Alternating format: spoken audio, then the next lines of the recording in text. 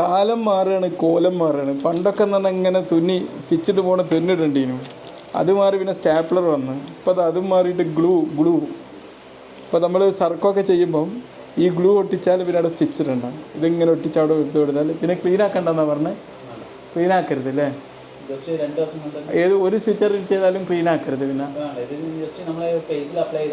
അപ്പോൾ ഒരു മുഖത്തൊക്കെ മുറിവായി ചില ആൾക്കാർ പറയും ഇത് സ്റ്റിച്ച് ഇടരുത്.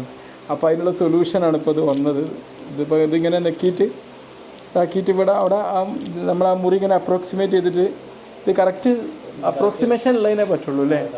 ചെത്തിപ്പോയതിനൊന്നും പറ്റില്ല. അല്ലാത്തതിനൊക്കെ ഇടാൻ പറ്റിയൊരു സംഭവമാണ് ഗ്ലൂ.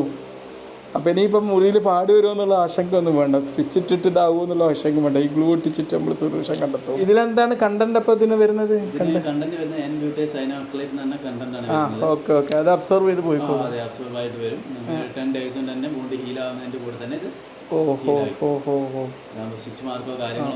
വരത്തില്ല. ഓക്കെ. പിന്നെ പെയിനും ഇല്ല.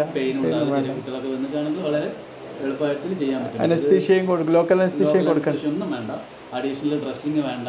പിന്നെ അവർക്ക് ഇത് വരുമോ എന്നുള്ള പേടിയും വേണ്ട അല്ലേ? ഡ്രസ്സിങ്ങും വേണ്ട.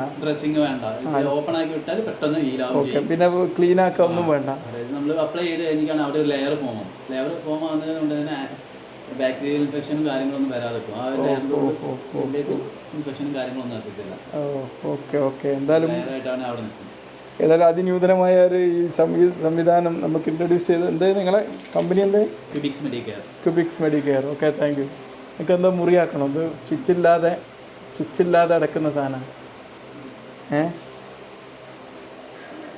വേണമെങ്കിൽ കയ്യിൽ ചെറിയ മുറിയാക്കിയിട്ട് നമുക്കൊന്ന് പരീക്ഷിച്ച് നോക്കിയാലോ? അല്ലേ?